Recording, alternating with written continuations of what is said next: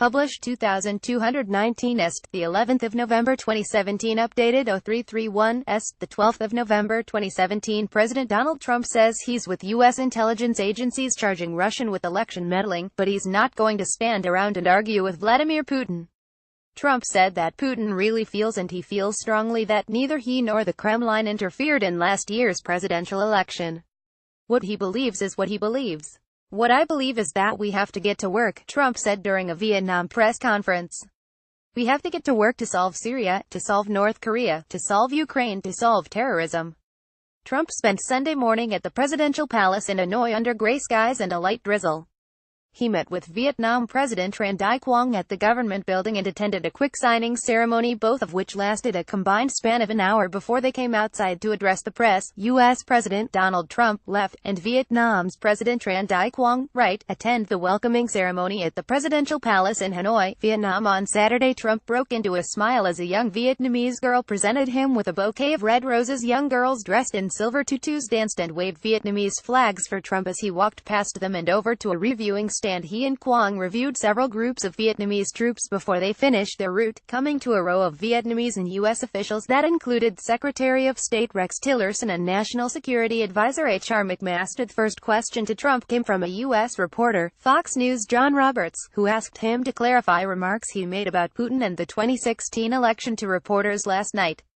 Trump confused his position on election meddling once again after a meeting with Putin at the Asia-Pacific Economic Cooperation Summit. In a conversation with reporters on Air Force One, Trump said he was left with the impression that Putin was sincere in his denial of the accusation. Every time he sees me he says, I didn't do that, and I really believe that when he tells me that, he means it, Trump said. But he says, I didn't do that. I think he's very insulted by it, if you want to know the truth. The U.S. president's comments were interpreted as a rejection of four American intelligence agencies' assertion that the Kremlin did in fact interfere in the 2016 presidential election. I'm surprised that there's any conflict on this, a frustrated-sounding Trump said at his Hanoi news conference. What I said there is that I believe he believes that, and that's very important for somebody to believe. I believe that he feels that he and Russia did not meddle in the election. Responding to Roberts' request that he take a firm position, Trump said, as to whether I believe it or not, I'm with our agencies, especially as currently constituted with their leadership. I believe in our intel agencies, our intelligence agencies. I've worked with them very strongly, as currently led by fine people. I believe very much in our intelligence agencies, Trump said, backing the CIA, NSA, FBI and the Director of National Intelligence. Trump noted accurately that Russia had been heavily sanctioned by the U.S. for its destabilizing activities. It's now time to get back to healing a world that is shattered and broken. Those are very important things, he said. And I feel that having Russia in a friendly posture, as opposed to always fighting with them, is an asset to the world and an asset to our country, not a liability. Trump reiterated his position that it is a good thing, not a bad thing, if he gets along with Putin as he slammed the failed Russian reset of the last administration. Prior to the press conference, Trump made similar points on Twitter, saying in several posts that he and Putin had good discussions on Syria and progress had been made in their conversation on North Korea. When will all the haters and fools out there realize that having a good relationship with Russia is a good thing, not a bad thing? They're always playing politics bad for our country. I want to solve North Korea, Syria, Ukraine, terrorism, and Russia can greatly help, he said in a message that took advantage of Twitter's new character limits. Trump dissed former Secretary of State Hillary Clinton, his opponent in the 2016 election, for trying and failing to warm relations with Russia. Obama tried also, but he had zero chemistry with Putin, the sitting president said of his predecessor, who was also Clinton's boss. He also brought up North Korea taking his first personal slap at the country's violent dictator since his five-nation trip started. Why would Kim Jong-un insult me by calling me old, when I would never call him short and fat? Oh well, I try so hard to be his friend and maybe someday that will happen, Trump said. The tweets preceded Trump's arrival at Hanoi Presidential Palace. Trump told Reuters' Steve Holland hours later, at the joint press conference, that he was genuine in his desire to befriend Kim. I think anything is a possibility. Strange things happen in life. That might be a strange thing to happen, but it's certainly a possibility, he said. If that did happen, it would be a good thing I can tell you, for North Korea. But it would also be good for lots of other places, and it would be good for the world. So, certainly, it is something that could happen. I don't know that it will, but it would be very, very nice if it did, Trump assessed. The mood was festive as Trump exited the presidential limo and enjoyed a long handshake with the Vietnamese president, Quang. The two men spoke in hushed tones, with Trump, whose back was to cameras, nodding in agreement as his counterpart spoke. Trump could be seen breaking into a smile as a young, Vietnamese girl presented him with a bouquet of red roses. Undeterred by the gloomy weather, Quang led Trump along a red carpet that workers hurriedly set out this morning for the U.S. president's arrival and through the courtyard in front of the presidential palace. Schoolgirls dressed in silver tutus danced and waved American and Vietnamese flags for Trump as he and Quang walked past them and over to a raised platform in the center of the courtyard. Trump and Quang reviewed several groups of Vietnamese troops before they finished their route, coming to a row of Vietnamese and U.S. officials that included Secretary of State Rex Tillerson and National Security Advisor H.R. McMaster. Trump shook the hands of both countries' officials before returning to the platform of privilege with Quang. The rain began pouring down more aggressively, causing Trump and Quang to quickly rush up the steps of the vibrant Yellow Palace and enter the building. They then took part in a bilateral meeting and signing ceremony before taking questions from the press. Trump shook the hands of both countries' officials and returned to the reviewing platform. Trump and Quang soon rushed up the steps of the vibrant Yellow Palace and entered the building. They are pictured inside the presidential palace. President Trump is pictured with Secretary of State Rex Tillerson and others at a bilateral meeting at the presidential palace. The leaders took questions from the press on the backside of the building. When they finished the meeting, he appreciated the incredible rollout that they've given to the United States, not just the President of the United States, but the United States as a whole, Trump said of Vietnamese hospitality as he commenced his meeting with Quang. We've had an incredible day in Vietnam. The APEC meeting started it out, and that was a tremendous success.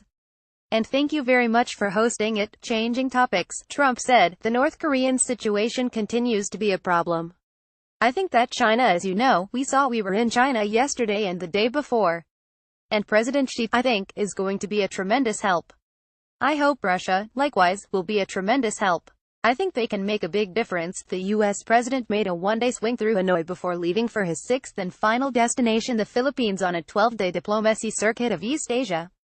Trump is the fourth United States president to visit Vietnam since an armistice in 1975 following a 20-year war between the two countries that saw the U.S. side with the South over the communist government in the North. Now in his 8th day in Asia, and 10th day away from Washington, Trump showed signs of wear and tear on Saturday evening at a formal banquet welcoming him to Vietnam. A sleepy-looking Trump opened and closed his eyes repeatedly during his host's toast, a set of dry remarks that had to be translated bit by bit for him from Vietnamese to English. When Quang's speech had concluded, Trump, who does not partake in alcohol, raised a glass of dark liquid to his foreign counterpart and took a sip. A White House official told DailyMail.com the full-brimmed glass was filled with Diet Coke. We have come a long way, the United States and Vietnam. We've seen it from both sides of the picture, and this is the pleasant side, Trump said in his own, more brief, remarks after the toast. Quang acknowledged difficulties in the relationship over the years, and the ups and downs of history that preceded the current era of peace, stability, cooperation, and development. But the Vietnamese president said the present period is a vibrant time of bilateral relations between the former enemies. The presence of Mr. President and the distinguished American guests in Hanoi at the invitation of Vietnamese leaders is a testimony to that, as well as to the strong vitality of our relationship, he said. President Donald Trump had a tough time staying focused on Saturday evening at a formal banquet in Vietnam. A sleepy-looking Trump opened and closed his eyes repeatedly during his host's toast, a set of dry remarks that had to be translated bit by bit for him from Vietnamese to English. When Vietnam President Tran Thi Quang's speech had concluded, Trump raised a glass of dark liquid to his foreign counterpart that a White House official confirmed was Diet Coke to DailyMail.com. We have come a long way, the United States and Vietnam. We've seen it from both sides of the picture, and this is the pleasant side, Trump said in his own, more brief, remarks. Trump commented in his toast that it is indeed a very, very special time to be in Vietnam, having seen the relationship from both sides. The picture. You are doing a spectacular job, your people are doing a spectacular job, and in the United States likewise we are doing very, very well, Trump said, touting America's economic strength since he took office.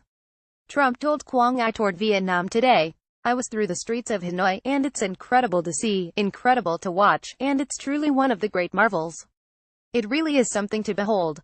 I would like to congratulate the people of Vietnam. I would like to congratulate you, Mr. President, on an outstanding job. He also offered his condolences to Quang on the loss of life in Typhoon Damri, a devastating storm that killed more than 100 people last week in the Vietnamese city of Hoi An. I know you will rebuild, and the families will slowly rebuild. Very tough to recover from that kind of a loss, the visiting president added. And at the same time, our congratulations on a job well done. Vietnam has truly become one of the great miracles of the world, and it's very impressive. No matter where you come from, no matter who you are, when you look at what's happened in Vietnam, there is nothing more impressive, he said. Trump began his day 13 hours before in Da Nang at the APEC summit. In a private talk on the sidelines of the conference, Trump said Putin told him that Russia did not put its thumb on the scales in the contest last year that brought the sitting U.S. president to power. Trump revealed the conversation to reporters during a flight to Vietnam's capital city on Saturday evening. He said he'd didn't meddle. I asked him again. You can only ask so many times, Trump said of their conversation about the 2016 election. But I just asked him again, and he said he absolutely did not meddle in our election. He did not do what they're saying he did. Presidents Donald Trump and Vladimir Putin talked on the sidelines of the APEC summit in Da Nang, Vietnam on Saturday, according to a joint statement issued in Russian by the Kremlin. Trump did most of the talking, according to a person who witnessed the conversation, but he stopped to listen to Putin speak as well. Trump did most of the talking during the meeting, according to a person who witnessed the conversation. An English translation of a Russian-language version of the statement issued afterward says the two leaders confirmed their determination to defeat ISIS in Syria. It also confirmed that the U.S. and Russia agree that the conflict in Syria cannot have a military solution. Instead, the White House and the Kremlin are committed to forcing Syrian strongman Bashar al-Assad to engage in a political transition out of power, as dictated by a resolution the United Nations Security Council passed in December 2015. The resolution demanded a free and fair election by a deadline that passed in June 2017. Trump and Putin also discussed de-escalation zones in Syria, which the Assad regime has largely ignored and continues to strike with impunity. The Kremlin published a Russian-language joint statement on its website Saturday afternoon while Trump and Putin were attending the APEC meeting. Trump and Putin discussed de-escalation zones like this one in Syria, which the Bashar al-Assad regime continues to strike as it tries to obliterate anti-government rebels. Assad would have had to hold elections to replace himself by June 2017, according to the terms of a UN Security Council resolution that Trump and Putin jointly backed in a statement on Saturday issued in Vietnam. Pictured in this video screen grab is a Russian Tupolev Tu-22M3 strategic bomber hitting ISIS targets near the city of Abu Kamal, Deir Ezzar Governorate, Syor. Last week it was negotiated behind the scenes in Da Nang by U.S. Secretary of State Rex Tillerson and Russian Foreign Minister Sergei Lavrov. White House Press Secretary Sarah Huckabee Sanders had told reporters on Friday that Trump and Putin would not meet in Vietnam. Now, they're going to be in the same place, she allowed. Are they going to bump into each other and say hello? Certainly possible and likely.